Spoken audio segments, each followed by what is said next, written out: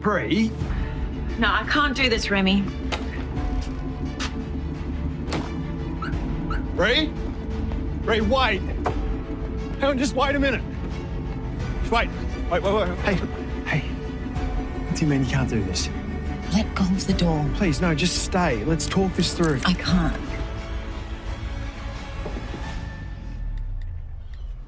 Come and choose movie.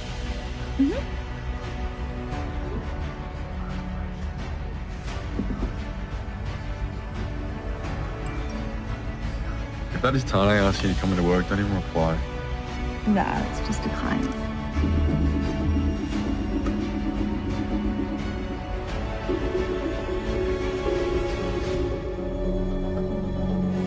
We could go back to the motel. Not yet. What about a walk?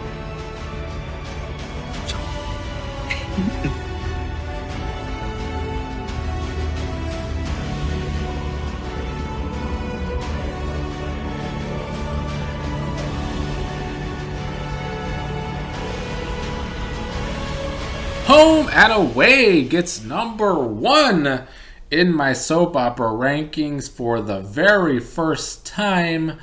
With the now, I think, 13 months I've been doing these rankings, Home and Away gets first place for the first time as they go on Christmas break at the end of November. They won't be on in December, and I don't know about January. But November, they went off the air for their break in first place in my rankings. A lot of this has to do with one story in particular, that being that they just really sucked me in to the Remi and Bree storyline. I said just a couple of months ago that the Remi character, I was just not feeling him. But with the whole Bree side of the story and Bree being in an abusive relationship with her husband, and Jacob having to go away for a job, and that brings Bree and Remi closer together, I really enjoy the chemistry between those two characters, as I've said last month. I think Remi and Bree really do have chemistry as a couple, thanks to the acting from the actor that plays Remi. For sure, he's been doing a really good job these last few months with this story. And with this story in November, we had this twist because Ziggy's been pregnant, and she ends up slipping and falling down the stairs by an accident. But Bree ends up being the doctor checking up on Ziggy. The baby is safe, but Bree thinks that Dean is abusing Ziggy. That's because Bree has been going through her own abuse, and she's seeing signs that aren't there. Ziggy just accidentally slipped and fell. But I like that they used the Ziggy and Dean pregnancy storyline to kind of bring Bree into it and further her own storyline, because that is what kind of finally triggers Bree to go to the police about Jacob and about the abuse she's been taking in that relationship. She also tells Remi that she made a mistake with Ziggy and Dean. And throughout the month, Bree finally is able to tell more and more people about her abusive relationship with Jacob, all while Jacob is out of town. And while all of this is going on, at the beginning of November, Eden's been trying to get Remi to back off of Bree because she suspects that Remi is indeed falling in love with Bree, which she is, but Bree is still married to Jacob, and even though she went to the police end up not being able to find Jacob, and Jacob starts trying and contact Bree, and that of course scares Bree and Remi. They think Jacob could be on his way back to town, and he ends up being back to town, and he sees Remi and Bree together, follows them. Remi and Bree have been doing a lot of love making, but when Bree's alone, that's when Jacob reveals himself to her. Jacob is gonna hurt Bree, and Remi doesn't want that to happen, so he basically ends up getting tied up by Jacob. And where they leave off this story, I thought it was probably going to be the cliffhanger to the season in general, but it wasn't, and I'm kind of glad it wasn't. They left it very open-ended, though, that Jacob makes Bree leave with him while Remi's tied up. Remi ends up being found by Rose, and he's okay. I think he has a broken hand, though. Yeah, we're left wondering, where did Jacob take Bree, and is she okay? So that's a story we could get at the beginning of the new year whenever Home and Away comes back from their break. But they did a good job with this abuse story. I think it was written well, and also bringing Bree and Remi together as a couple. It's rough because Bree is still a married woman, but she's also been in this abusive relationship for so long that, I mean, she's in the wrong, but she's also an abusive marriage that she's been wanting to get out of for so long now.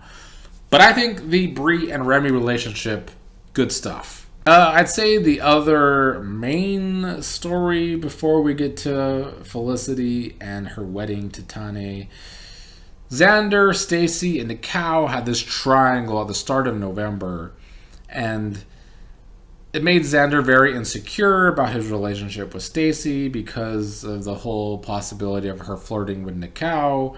But Nikau says she's just going to be friends with Stacy. But because of Xander's insecurities, there's some more problems for Xander and Stacy. But they eventually do agree to become an official relationship. But Rose, who is Xander's sister, suspects that Stacy is kind of a big flirt and really not wanting a relationship with people. And then Rose finds Stacy on a dating app. One thing I'll say, this sister-brother relationship between Rose and Xander, it becomes a little too much at times. I also need the show to give Rose her own storyline, because I'm sick of her not having her own storyline for months now. They were teasing Rose and Cash together for so long, and Rose and Cash have a lot more chemistry than Cash and Eden, which they've been teasing these last few months together. Way more chemistry than Cash and Eden. I don't like the Cash and Eden relationship at all. We'll get to that in a second. But Rose being a little overbearing with her brother here, even though Stacy is 100% a flirt. We'll see what comes of that Xander and Stacy relationship in the new year. For now, it was good enough TV, though. I was entertained by the Xander-Stacy push-pull, if you will. That brings us to Felicity and Tanya's wedding, which really get our cliffhanger, I guess, of the year for Home and Away. Felicity's been having cold feet off and on, and she has it again on their wedding day. But the real big story is some unknown, menacing person messes with the car and messes with Felicity's brakes. And on the day of the wedding, Felicity is late because she is having cold feet, and Eden's trying to talk her out of that cold feet and that panic attack that she's having about the wedding. So they're late, and they end up leaving together in that vehicle, but that vehicle had the brakes cut, and that's our cliffhanger, is that Eden and Felicity are driving to Felicity's wedding when the brakes are about to give out. So that could be bad news, and I personally hope Eden dies. Okay, actually, I really don't want Eden to die, but if they're going to keep pushing Eden and Cash, which Cash is finally ready to admit he has feelings for Eden, then I just don't want those two together. They are the couple with the least chemistry on this show, in my opinion. I think I could like Eden outside of the Cash stuff, but I just want Rose. I want Rose and Cash together, I guess, because I think they have more chemistry. So let's go with the more chemistry show, can we? I think this cliffhanger was just okay, honestly, but especially since we don't really know who's messing with Felicity at all. But it's a cliffhanger. I'll give it that. The main reason Home and Away is in first place for November is definitely the Bree and Remi relationship slash the Bree and abusive husband storyline with Jacob, and that still being open-ended when we get back. I think there's also the Theo and Kirby relationship, another relationship I do enjoy. They didn't have a lot going on this month. It was just Theo worried about the future and worried about the future of that relationship because Kirby doesn't seem worried about the future of that relationship.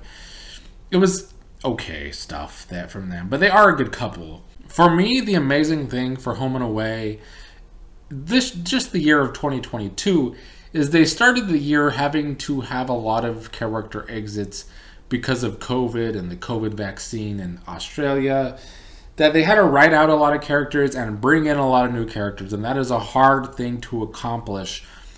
I've talked a lot of crap about Hollyoaks doing the same thing this year and failing at it, but Home and Away did a really good job of making me enjoy the characters, the new characters that came, and there was a lot of them. Rose and Xander and Remi and Kirby and Eden. I don't dislike Eden, I just don't like the Eden and Cash relationship. Bree.